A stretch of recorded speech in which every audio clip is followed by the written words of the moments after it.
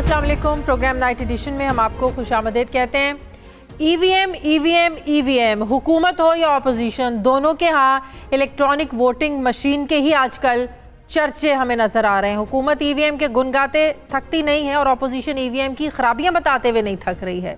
कल होने वाले मुश्तरका इजलास में हुकूमत ने इत्तेहादियों के साथ मिलकर अपनी मर्ज़ी के करीबन 33 कवानीन पास करवाए हैं। इन कवानीन में जो सबसे अहम था वो है इलेक्ट्रॉनिक वोटिंग मशीन और ओवरसीज़ पाकिस्तानियों को वोट डालने के हक़ का बिल है, कि जिसके खिलाफ अपोजिशन ने अब महाज खोलने का ऐलान किया है।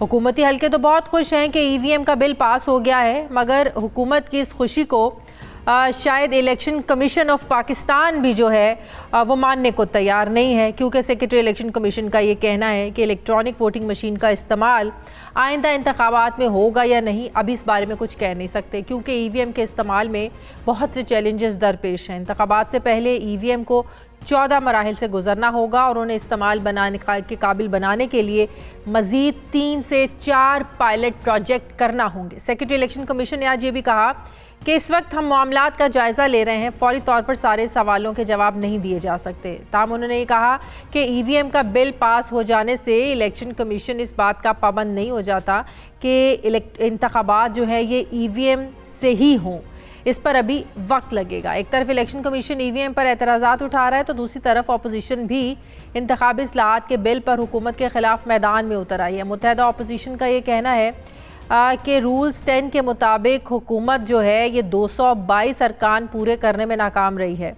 आज अपोजिशन रहनुमाओं ने एक मुश्तरका प्रेस कॉन्फ्रेंस की, जिसमें नून लीग के हसन इकबाल ने कल पास होने वाले हुकूमती बिलों की मुखालिफत करते हुए इन्हें मुस्तरद किया। क्या कहा हसन इकबाल साहब ने, ज़रा देखिए। हुकूमत ने जो कवानीन बुलडोज किए हैं ये गैर आइनी हैं, गैर कानूनी हैं, और पाकिस्तान में जो अगला इलेक्शन है वो उन्हीं कवानीन के तहत होगा जिन पर सब स्टेक होल्डर्स का इत्तफाक होगा। चूँकि पाकिस्तान एक और मुतनाज़ा और एक कंट्रोवर्शियल इलेक्शन का मुतहम्मल नहीं हो सकता।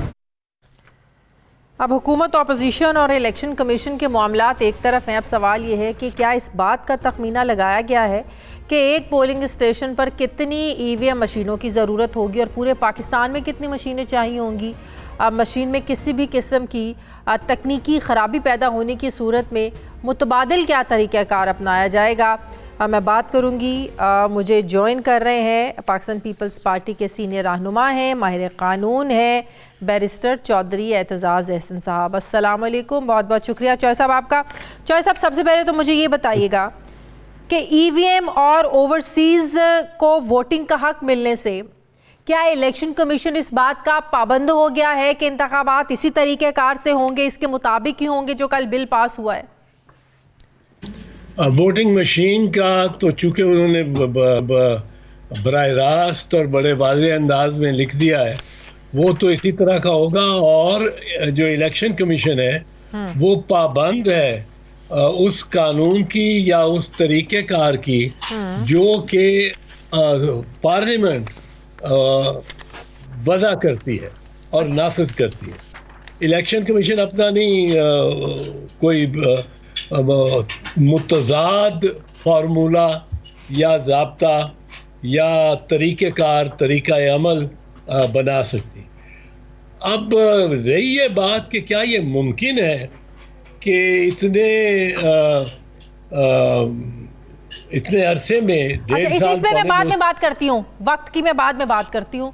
इसका मतलब ये हुआ, आप ये कह रहे हैं कि मशीन में कोई टेक्निकल फॉल्ट है, मशीन हैक हो सकती है या उसका सॉफ्टवेयर हैक हो सकता है। इन एतराज़ात के बावजूद अगर ये सब बातें एग्जिस्ट भी करती हैं उस मशीन के अंदर, उसके बावजूद भी इलेक्शन कमीशन पाबंद है कि उसने ईवीएम के जरिए इंतखाबात कराने, उसको सवाल उठाने का कोई हक नहीं रहा अब, क्योंकि पार्लियामेंट ने बिल पास कर दिया है। देखो, शादियाँ होना क्या है मैं आपको बता देता हूँ। इतना इसमें गैर यकीनी चीज़ नहीं है। होना ये है कि ये मशीनें कोई 1,00,000 2 लाख जितनी चाहिए होंगी वो मुहैया नहीं कर सकते वोटरों को भी और इलेक्शन स्टाफ सारे को, जो उसके पूरे रमूज से उसमें अगर डिफेक्ट आ जाए, बैटरी उसकी डाउन हो जाए, बिजली बंद हो जाए, वो सबको केटर कर सके।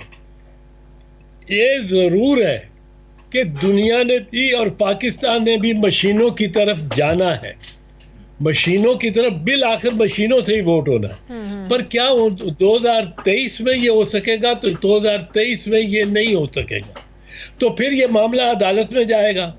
अदालत इसके बारे में मेरे ख्याल में ये फैसला देगी कि 2023 का इलेक्शन बावजूद आइन में तरमीम के या कानून में तरमीम के, आइन में तो तरमीम की जरूरत नहीं, कानून में तरमीम के, ये इलेक्शन, चूंकि आइन कहता है कि 5 साल में ही होने चाहिए, आइन की मियाद ख़त्म हो गई, आइनी मियाद पार्लियामेंट की या ख़त्म हो रही है, और कोई तरीका ही नहीं है कि वोटर्स को भी और जो स्टाफ है, वो एक एक प्रिजाइडिंग अफसर और एक एक असिस्टेंट प्रिजाइडिंग अफसर, उसको भी ये इस पे पूरी महारत हो मशीन पे, तो उतनी मशीनें आ ही नहीं सकती। तो ये बहस ही मेरा ख्याल है कोई इतनी मौजू नहीं है। ये 2023 का इलेक्शन आपको बता रहा हूँ, सुप्रीम कोर्ट कहेगा पुराने तरीकेकार से हो, तो और कोई ठीक है, जाहिर है फिर वो रीजंस भी देनी पड़ेंगी कि इस वजह से नहीं हो सकते, इस वजह से इलेक्शन नहीं हो सकते, टेक्निकल चीजें सामने आएंगी, तादाद पूरी नहीं हो सकती, मशीन ही तैयार होगी, मशीन ही तैयार नहीं हो सकती, मशीन ही तैयार होगी। और फिर उनको ऑपरेट करने के लिए लोगों को जो प्रैक्टिस होनी चाहिए, स्टाफ को, हर प्रिजाइडिंग अफसर जो है वो कोई, और हर असिस्टेंट प्रिजाइडिंग अफसर, उसको वो पता हो, इल्म हो किस तरह करते हैं, क्या करते हैं। हुकूमत इतनी उजलत क्यों दिखा रही है कि ओवरसीज पाकिस्तानियों को भी वोट का हक मिल जाए? वो भी हो गया, पर फिर वो अभी भी इतनी उजलत में, उनका बस नहीं चल रहा कि इंतखाबात जो है ना 2 महीने बाद ही हो जाए और फटाफट ईवीएम के जरिए हो जाएं। कोई फ़ायदा लग रहा है हुकूमत को इसमें, या वाकई हुकूमत चाहती है कि धांधली का जो है ना वो खात्मा हो? देखो शादिया, एक चीज़ मैं बता दूं, हुकूमत का तो समझ आती है कि क्यों उनको ये जल्दी है, क्यों जल्दी है, यही तो पूछ रही हूँ आपसे, आप बताएं। मैं अर्ज कर रहा हूँ ना, उसकी तो समझ आती है कि क्यों जल्दी है, मैं बताता हूँ आपको। और वो ये बुनियादी तौर पे जल्दी ये है कि ईवीएम अगर 2028 के मिसाल के तौर पे ईवीएम पे हुए इलेक्शन, और जाएगा ये इलेक्शन प्रोसेस मशीन की जानेब, ये दुनिया की का असूल है कि अब तरक्की की जानेब जाना है। ये वो अंगूठा छाप और ये ख़त्म हो जाना है। 2023 में नहीं होना, हो ही नहीं सकता, लेकिन 2028, 2032, 33 के तहत ये बिल्कुल ये नया आ जाना चाहिए। अब हुकूमत की ये एक जल्दी है कि ये 2023 में ही आ जाए, क्योंकि हुकूमत को ये इसका फ़ायदा जो होता है, फ़ायदा ये होता है कि जब आप अंगूठे से बायोमेट्रिक से एक इलेक्शन प्रोसेस करते हैं, तो एक अंगूठे से 2 वोट, 4 वोट, 6 वोट नहीं पड़ सकते। और मुस्लिम लीग नवाज ने वोट बनवाए हुए हैं, उसके हर हलके में 30 साल से वो ये लिस्टों के बनाने में सूबाई हुकूमत भी, वफाकी हुकूमत भी इलेक्शन कमीशन की इमदाद कर रही है। और इलेक्शन कमीशन कोई खुद तो उसके पास इतना अमला नहीं होता कि वो सारे फहरिस्तें बनाए, वो हुकूमती महकमों से, टीचर से, इरिगेशन के महकमे से वो इनसे बनवाती है। जब इनसे बनवाती है तो जो शहबाज शरीफ बैठा हुआ है या चीफ मिनिस्टर दूसरा इनका बैठा हुआ है, और 30 साल से इनका पंजाब में तो मुतसल्लत है, इन्होंने बहुत जाली वोट बनाए हुए हैं। अब वो जब अंगूठा छाप इलेक्शन में, पर्ची वाले में, तो वो चल जाते हैं। आप अंगूठा एक कागज पे लगाते जाते हैं, उसमें 20 अंगूठे भी एक वोटर लगा दे, तो उसका पता कब लगेगा कि ये वोटिंग मतलब एक्स्ट्रा वोट डाल दिए? वो पता लगेगा जब नादरा के पास इलेक्शन ट्राइब्यूनल 3 साल बाद वो रिकॉर्ड भेजेगा, फिर नादरा रिपोर्ट देगी, फिर उस पर बहस होगी, फिर वो बहस से कुछ नतीजा निकलेगा तो हाई कोर्ट में चला जाएगा, तो वो 5 साल गुजर जाएंगे। ये जो गवर्नमेंट है ये जानती है कि नवाज शरीफ के और पंजाब में इतने वोट बने हुए हैं और वो जल्दी में वो कामयाब नहीं होंगे, पर वो जल्दी में है। तो इसका मतलब ये है चौधरी साहब के तहरीक इंसाफ को अगर खतरा है तो वो नून लीग से है, पीपल्स पार्टी से कोई खतरा नहीं है। आपने ये वजह तो बता दी कि नून लीग इसको इसीलिए अपोज कर रही है, पाकिस्तान पीपल्स पार्टी फिर क्यों अपोज कर रही है? पाकिस्तान पीपल्स पार्टी अभी तो एक इत्तेहाद में, इत्तेहाद तो नहीं, जो एक cooperation floor of the assembly पे होगी और चलेगी, और उस वो कोऑपरेशन कर रही है पाकिस्तान पीपल्स पार्टी। लेकिन वो बात ठीक है, आप एक इत्तेहाद में है, लेकिन सही को तो सही कहना चाहिए, चाहे आप इत्तेहाद में या नहीं। गलत हो तो गलत बोलें, सही हो तो सही बोलें। नहीं, ये अभी एग्जामिन, ये हो जाएगा, होगा एग्जामिन, इसमें बड़ा कुछ देखना है। अच्छा चौधरी साहब, एक और कानूनी नुक्ता जो कल बिलावल भुट्टो ने भी उठाया, पाकिस्तान पीपल्स पार्टी ने उठाया कि 222 अरकान होने चाहिए थे हाउस में इस बिल को मंजूर करने के लिए। ये रूल्स ऑफ बिजनेस के खिलाफ है। अब आइन में तो ये है कि अक्सरियत होना ज़रूरी है। अब ये जो चीज़ बात करें रूल्स ऑफ बिजनेस की, ये तजाद क्यों? आइन कुछ कह रहा है, रूल्स ऑफ बिजनेस कुछ कह रहे हैं। अगर आइन कुछ कहता है और रूल्स ऑफ बिजनेस उसके मुतजाद हैं, तो रूल्स ऑफ बिजनेस जो है वो बेअसर हो जाएंगे, आइन को सबकत मिलेगी। ये तो कानून बड़ा क्लियर है। अच्छा। और आर्टिकल 72 की क्लॉज 4 के तहत वो अक्सरियत ही है। अक्सरियत तो बिलावल साहब को फिर लगता पता नहीं था, इसीलिए बड़ा एतराज उठा रहे थे। वो अक्सरियत उन मेंबरान में से जो कि मौजूद हैं और वोट करते हैं। सही, तो इसका मतलब वही मैं बात कर रही हूँ ना, इसका मतलब है बिलावल को पता नहीं था। अच्छा, एक और बड़ी इंपॉर्टेंट चीज़, पार्लियामेंट से में जो कल कुलभूषण को अपील का हक मिलने का ये भी जो बिल मंजूर हुआ, इसको भी अपोजिशन अपोज कर रही है, बल्कि इस पर भी तनकीद हो रही है। हम सब जानते हैं कि फौजी अदालत ने सज़ाए मौत सुनाई हुई है इस पर, सिर्फ एक इसीलिए कि हुकूमत ने ये बिल पास कर दी, अपोजिशन सियासत कर रही है। वाकई इंटरनेशनल कोई ऑब्लिगेशंस हैं जिसको पूरा करना ज़रूरी है। सियासत एक तरफ है, लेकिन ये बड़ा सेंसिटिव मामला है। आप समझते हैं कि कोई इंटरनेशनल कोई रिक्वायरमेंट है जिसको पूरा करना हुकूमत के लिए ज़रूरी था? रश्क तो इस बात पे है कि शरीफ जो मियाँ नवाज शरीफ है या मुस्लिम लीग नवाज है, वो आज कुलभूषण के को मतलब है सज़ा दिलवाने में पेश है कि उसको सज़ा पे अमल दरामद हो और कोई कानून ऐसा ना बने जो कि इंटरनेशनल बैनुल अक़वामी जो कवानीन और हकूक़ हैं उनके मुताबिक हो, इसको ना मिले। और ये वही जमात है जिसके लीडर ने प्राइम मिनिस्टर होते हुए एक मर्तबा कुलभूषण यादव का नाम नहीं लिया। मैंने 50,000 रुपए ऐलान किया था फ्लोर ऑफ द असेंबली कि अगर मियाँ नवाज शरीफ और ये वजीर आजम थे, एक दफ़ा कुलभूषण यादव का नाम ले दें और उसको मतलब है दुश्मन वुश्मन ना कहे, कल अपनी तकरीर में कुलभूषण यादव का नाम ले दें, तो मैं 50,000 रुपए दूंगा अपनी जेब से federation of the blind of Pakistan, ना बीनाओं की जो ऑर्गेनाइजेशन है। वो उन्होंने अपने होते हुए तो नाम तक नहीं लिया कुलभूषण यादव का, आज उसके खिलाफ चैंपियंस बन गए। ये कुछ नहीं इनकी समझ आती। और फिर आप देखें चले उसकी तो समझ आ गई। पाकिस्तान पीपल्स पार्टी इसका मतलब इस मामले को समझती है कि इंटरनेशनली ऑब्लिगेशन है, रिक्वायरमेंट है, जो कल ये बिल पास हुआ है।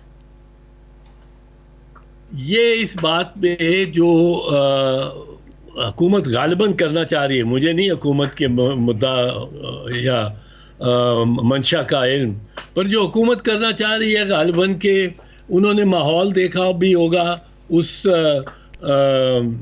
कमरे में, उस अदालती कमरे में जहाँ ये कुलभूषण यादव का इंटरनेशनल कोर्ट ऑफ जस्टिस में मुकदमा पे बहस हो रही है, और वहाँ पाकिस्तान को उसको ये कहा जाता है कि पाकिस्तान को स्टैंडर्ड्स पे पूरा उतरना चाहिए।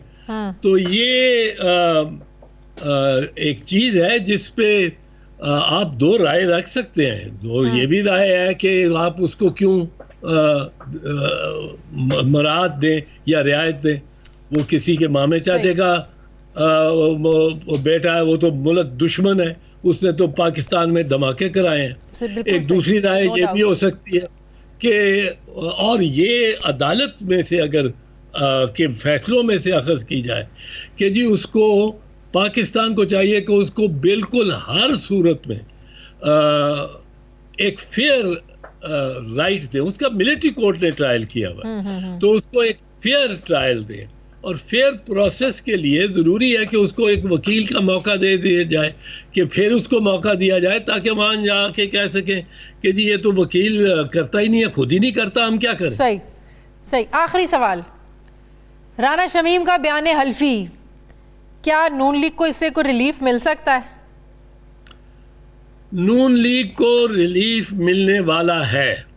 अच्छा, नून लीग को रिलीफ मिलने वाला है, ये मैं आपको खबर मिल चुकी है आपको?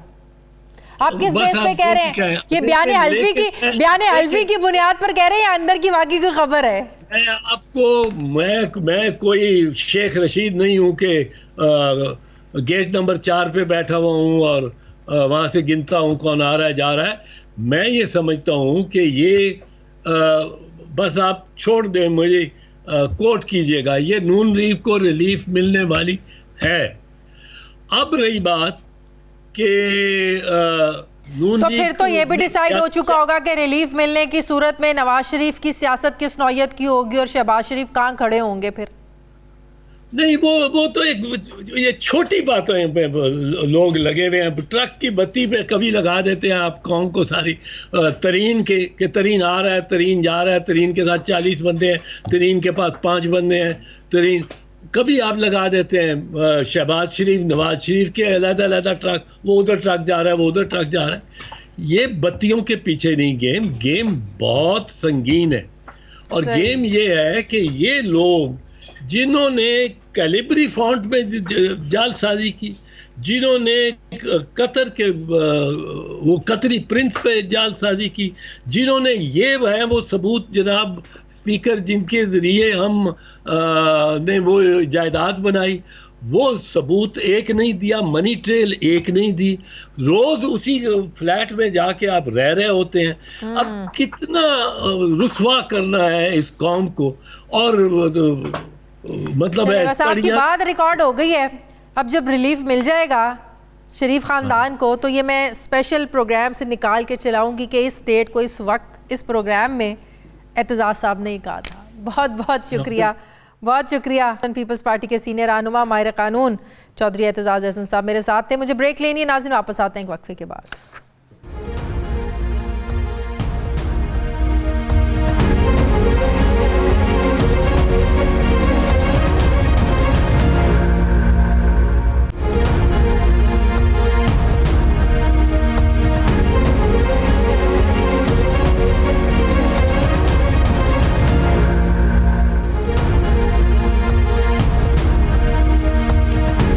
एक बार फिर से आपको खुशामदीद कहते हैं नाज़रीन। वज़ीर मुमलिकत बराए इत्तलात फ़ारूक हबीब साहब मुझे ज्वाइन कर रहे हैं। अस्सलाम वालेकुम, बहुत बहुत शुक्रिया फ़ारूक साहब आपका। फ़ारूक साहब, एक तरफ आप लोग इसे बड़ी अपनी अचीवमेंट करार दे रहे हैं कि मुल्क की तारीख में पहली बार आप लोगों ने धांधली का रास्ता रोकने के लिए जो कोशिशें की हैं, मुस्तक़बिल में इसके असरात नज़र आएंगे। लेकिन जिस इदारे ने इलेक्शंस करवाने हैं, ज़ाहिर है सिर्फ तहरीक इंसाफ ने तो इलेक्शन नहीं लड़ना, ऑपोजिशन इसको मानने के लिए तैयार नहीं है EVM को। आज secretary election commission Umar Hamid Khan sahab briefing दे रहे थे जिसमें उन्होंने कहा कि EVM का बिल तो पास हो गया लेकिन हम इसके मुताबिक इंतखाबात करवाने के पाबंद नहीं हैं, बड़ा वक्त लगना है। इंडिया को इसको लागू करते करते इस सारे सिस्टम को 20 साल लग गए, ब्राज़ील को 22 साल लग गए। आप कह रहे हैं 20 महीने में सारा कुछ हो जाए, ये पॉसिबल नहीं है। देखें बात यह है, बुनियादी तौर के ऊपर आपने अगर कोई एतराज़ उठाना हो तो आप बेशुमार एतराज़ात उठा सकते हैं। हमारे नज़दीक क्या अहमियत है, पहले तो ये क्लैरिफाई कर देना। हमारे नज़दीक अहमियत है साफ़ और शफाफ इंतखाबात। हर इलेक्शन के बाद जो है वो धांधली का शोर मच जाता है। इसका मतलब ये है कि मौजूदा जो सिस्टम बैलेट पेपर का राइज है उस सिस्टम के अंदर नकाइस शामिल हैं। 15 लाख वोट 2018 के इंतखाबात के अंदर मुस्तरद हो गए, डबल स्टैंप होने की वजह से, बैलेट पेपर के पीछे साइन ना होने की वजह से, इसी तरीके से जाली बैलेट पेपर्स डाल के स्टफिंग कर ली जाती है, ठप्पे लगाए जाते हैं, इसी तरीके से जो है वो वहाँ पर पोलिंग को स्लो किया जाता है, इसी तरीके से पोलिंग स्कीम्स को चेंज कर दिया जाता है, इसी तरीके से वे जो पोलिंग स्टाफ है उसको मैनेज करके धांधली कर ली जाती है। ये वो नकाइस हैं। ये जितने सालों से इंतखाबात हो रहे हैं, उमर हमीद साहब इस चीज़ का भी जवाब दे देते कि इन नकाइस को दूर करने के लिए उन्होंने कोई इकदाम लिए या नहीं लिए। 40 जुडिशल कमीशन ने 2015 में सिफारिशात दी थी, वो बेज़ाब्तियाँ अपनी जगह पर मौजूद हैं। इलेक्ट्रॉनिक वोटिंग मशीन से आपका कोई वोट रिजेक्ट नहीं होगा, यानी कि आप कोई एक शख्स भी जो पोलिंग स्टेशन वोट डालने गया उसने जो अपना वोट इलेक्शन कमीशन कहते हैं वोट खुफिया रखना मुमकिन नहीं है, वोट खुफिया रखना मुमकिन नहीं है। फिर ट्रांसपोर्टेशन के दौरान इसकी जो सिक्योरिटी है वो उस पर भी बहुत सवालात उठ रहे हैं। सॉफ्टवेयर को बदला जा सकता है, तो बड़े सवालात इलेक्शन कमीशन के भी हैं। देखें बुनियादी तौर के ऊपर अगर कोई सवालात हैं, कोई टेक्निकलिटीज़ हैं, कोई लॉजिस्टिकल इश्यूज़ हैं, तो ये तमाम चीज़ें जो हैं वो इलेक्शन कमीशन के पार्ट पर हैं। हमने जो है वो शिक नंबर 103 इलेक्शन एक्ट में तरमीम कर दी है ईवीएम के हवाले से।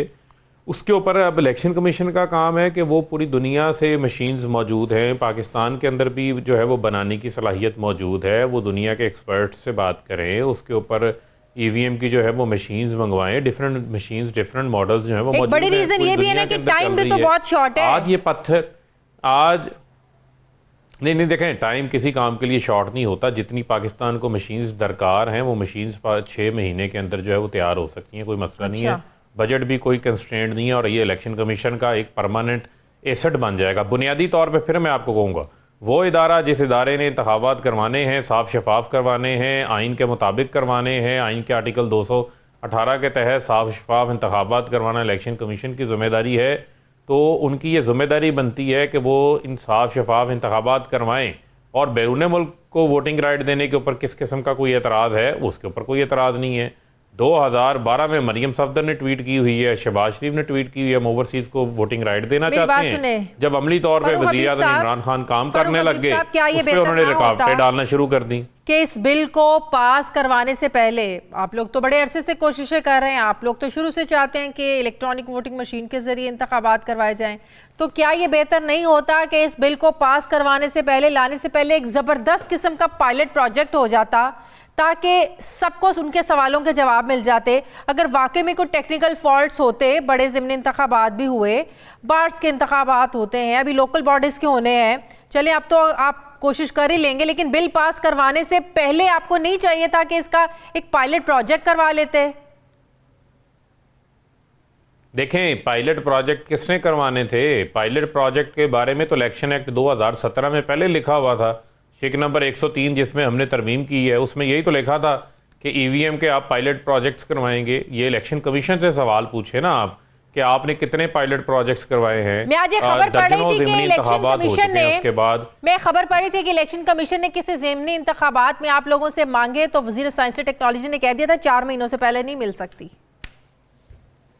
नहीं, ये कोई खबर दुरुस्त नहीं है। किसी ज़िमनी इंतखाब में मांगे, मामला ये है।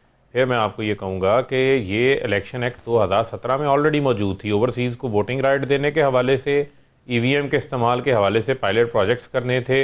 वो पायलट प्रोजेक्ट्स जिस अंदाज से होने चाहिए थे उस अंदाज से जो है वो नहीं हुए, लेकिन अभी भी कोई वक्त दूर नहीं, अभी गुजरा नहीं है। अभी जब ये बाकायदा अमेंडमेंट हो चुकी है, इलेक्शन कमीशन मशीन्स को परचेज़ करे, आइंदा आने वाले जो इंतखाबात भी आएंगे उनके अंदर ये इस्तेमाल करें और इसमें आपको बहुत सारी चीज़ें इसकी प्रैक्टिकल समझ आ जाएंगी। अच्छा, एक और मैं आपको सिर्फ इसके फ़वाइद बताना चाहता हूँ जो बड़े इंपॉर्टेंट है जानना। वो कल से गुजरा बता रहे हैं, फ़वाइद आपको क्विकली, हमारे जो सवाल है इस टाइम आप जरूरी कि आप उनका जवाब दें।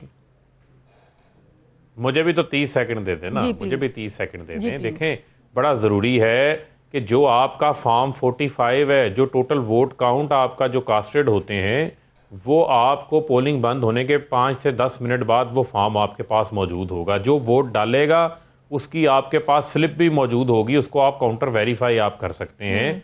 ये बड़ा इंपॉर्टेंट है। नंबर 3, जो ख़वातीन का पोलिंग स्टाफ होता है इसको कोई नहीं देखता, वो बेचारी 48 घंटे जो है वो सोती नहीं है। जो एक दिन पहले सामान लेकर आते हैं, फिर रिजल्ट जमा करवाना, वो पोलिंग का अमला फौरी फ्री होके रिजल्ट जमा करवा के अपने घर जाने के काबिल होगा। इसके अलावा लॉजिस्टिकली, ह्यूमनली इंटरवेंशन इसमें बहुत कम हो जाएगी। बिल्कुल ये पेपरलेस हो जाएगा आपका निज़ाम। और मैं समझता हूँ कि दुनिया के बड़े ममालिक के अंदर इसके ऊपर इंतखाबात हो रहे हैं, तो इसके अंदर मैं समझता हूँ बेहतरी है तो ये इंतखाबात हो रहे हैं। तो मैं समझता हूँ इस किस्म की बातें जो है वो किसी इदारे को भी नहीं करनी चाहिए। चलें, मेरा भी इसी से जुड़ा एक सवाल। ज़ाहिर है मशीन है, इस बात की तो कोई गारंटी नहीं है कि मशीन ख़राब होनी नहीं है। अगर इलेक्शन वाले दिन अचानक से कोई फॉल्ट आ जाता है, मशीन काम नहीं करती है, रुक जाती है, तो अल्टरनेट उस वक्त क्या आप लोग कोई सिस्टम बनाया है कि उस वक्त अल्टरनेट सिस्टम क्या देना है आपने लोगों को वोटिंग के लिए? देखें, बुनियादी तौर के ऊपर फिर मैं आपको ये कहूँगा कि जब आप मशीन की बात कर रहे हैं तो ये कुछ सिस्टम नहीं है इंटरनेट से जुड़ा हुआ कि एक जगह से बैठ गया तो सारी मशीनें बैठ जाएंगी। है तो मशीन, सुन लेना एक मिनट, खराब हो सकती है। एक मिनट शाजिया, एक मिनट सुन लेना।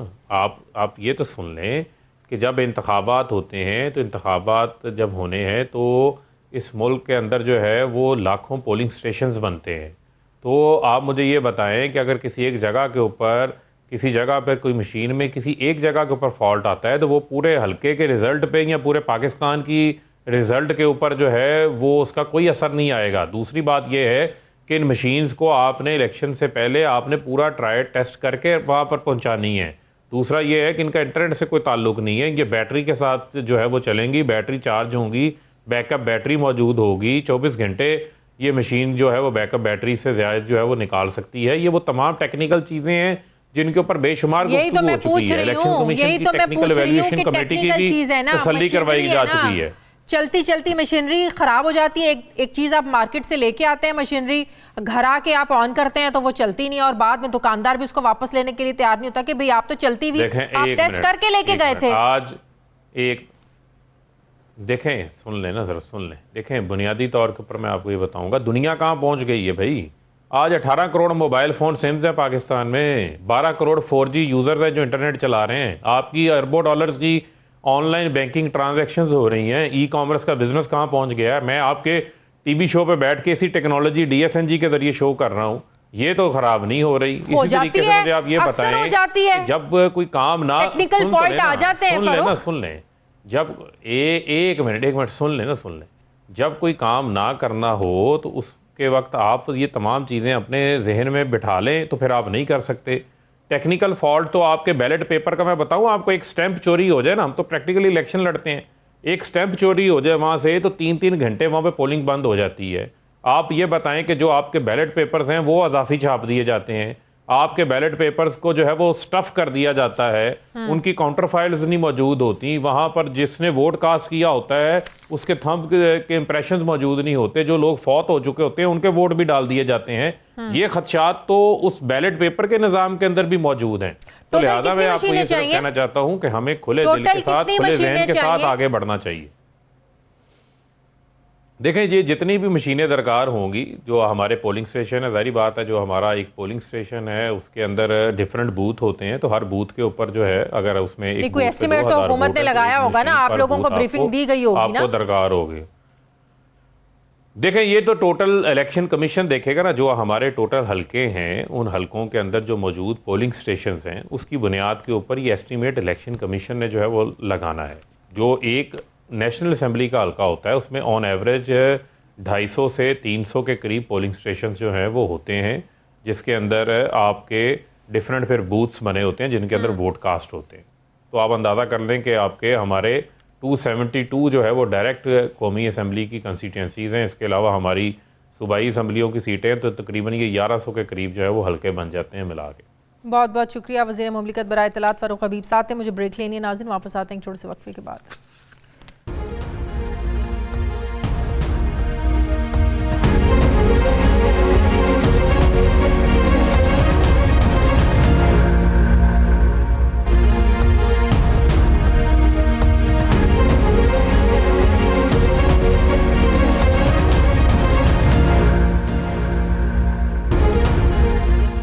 ब्रेक के बाद एक बार फिर से आपको खुशामदीद कहते हैं नाजरीन।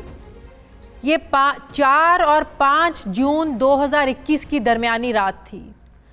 सादकाबाद की बस्ती वलाना का रिहायशी एक नौजवान 22 साला एहसान, जिसके वालिद और वालिदा इंतकाल कर चुके हैं और इसकी परवरिश इसकी खाला ने की। ये लड़का अपने दोस्तों के साथ घर से निकलता है। नौजवान के घर से निकलने के कुछ ही देर के बाद इसकी खाला को पता चलता है कि इसका भांजा, जो कि इसका बेटा है एहसान, उसे पीटीआई के एमपीए के टिकट होल्डर और मकामी वडेरे अल्लाह यार वलाना और उनके रिश्तेदार अगवा कर ले गए हैं। खाला अपने बेटे के पीछे भागी भागी वडेरे के डेरे पर जाती है कि पता करूं कि उन्होंने इसके बच्चे को आखिर अगवा क्यों किया है। तो वहाँ इस माँ को एक दिल दहला देने वाली कहानी सुनाई जाती है कि वडेरों की भतीजी और एहसान का आपस में ताल्लुक़ था और इसी शक पर एहसान और अपनी भतीजी को उन्होंने कत्ल कर दिया है। दोनों को कत्ल करने के बाद उनकी लाशें नहर में फेंक दी जाती हैं। ये दुखियारी माँ पर ये खबर जो है ये बिजली बनकर गिरती है, मगर उसे यकीन नहीं आया कि वाकई इसके हंसते मुस्कुराते बेटे को मार दिया गया है। माँ ने पूछा कि वाकई मार दिया है तो फिर मुझे अपने बेटे की लाश दे दें। इस बात पर अल्लाह यार वलाना और उसके घर वालों ने ये शर्त रखी कि लाश तब देंगे जब ये हमें यकीन दहानी आप लोगों की तरफ से करवाई जाएगी कि आप कातिलों के ख़िलाफ़ किसी किस्म की कोई कानूनी कार्रवाई नहीं करेंगे। खाला ने यह बात मानने से इनकार किया और कहा कि आप लोगों ने मेरा लखते जिगर बेगुनाह मार दिया और मुझे कहते हैं कि मैं कानूनी कार्रवाई भी ना करूं। मकतूल एहसान की खाला वहां से वापस लौटती है और फिर पुलिस की कार्रवाई शुरू होती है। मकामी वडेरे अपने मज़ारे को कातिल जाहिर करके पुलिस के सामने पेश हो गए कि ये है कातिल, लेकिन पुलिस ने बातचीत सुनने और वाक़े की हकीकत जानने के बाद एफआईआर दर्ज कर दी, जिसमें अल्लाह यार वलाना, उनके भाई अहमद यार वलाना समेत 5 मुल्ज़िमान को नामज़द किया गया। मगर कहानी में ट्विस्ट तब आता है जब एहसान के घर वालों को मुद्दई बनाने की बजाय पुलिस खुद मुद्दई बन गई, जैसा कि गैरत के नाम पर कत्ल के मुकदमात में अक्सर होता है। क्योंकि मकतूल के घर वाले अगर मुद्दई बन जाएं तो बिरादरी या इलाके वालों के ज़ोर देने पर मुकदमा ख़त्म करने के लिए वो मजबूर होकर माफ़ीनामा लिखवा देते हैं, इसलिए रियासत खुद मुद्दई बन जाती है। पुलिस की मुद्दईयत में कटने वाली इस एफआईआर में कुछ नामजद मुल्ज़िमान को गिरफ्तार किया गया, जिसमें अल्लाह यार भी शामिल है और वो इस वक्त जेल में है। मगर पुलिस तफ्तीश में कुछ मुल्ज़िमान को बेगुनाह करके ज़मानतें मिल गईं, जबकि कुछ मुल्ज़िमान ने अपनी अबूरी ज़मानतें करा ली थी और उनकी ज़मानतें कैंसिल होने के बाद भी पुलिस अभी तक उन्हें गिरफ्तार नहीं कर पाई है। एहसान की खाला तफ्तीश को लेकर वज़ीर आज़म पाकिस्तान जनाब इमरान खान, वज़ीर आला पंजाब बुज़दार साहब, IG पंजाब के दफातर के अलावा प्रेस क्लब लाहौर में प्रेस कॉन्फ्रेंस भी कर रही हैं और दुनिया को ये सफाइयाँ दे रही हैं कि गैरत के नाम पर कत्ल होने वाला लड़का और लड़की की तफ्तीश में पुलिस जानिबदारी का मुजाहरा कर रही है। नाजरीन, ये कैसी गैरत है और ये कौन सा ज़माना है जिसमें आज भी ऐसे निडर कातिल मौजूद हैं और रियासती इदारे खुसूसन पुलिस आज भी अपने रवायती कल्चर को लेकर ऐसे खूनी खेल को तक़वियत देती है। इंसाफ के लिए आज भी माएँ दर्द की ठोकरें खा रही हैं, कातिल आज भी आज़ाद हैं, मुआशरा आज भी बेरहम है और मासूमों की जानें जो हैं वो आज भी इसी तरीके से ली जा रही हैं, लेकिन हम कुछ कर नहीं पाते हैं। नाज़रीन, हमारे प्रोग्राम का वक्त ख़त्म हो गया। फीडबैक ज़रूर दीजिएगा, अपना ख्याल रखिएगा। मुझे इजाज़त दीजिए, अल्लाह हाफ़िज़।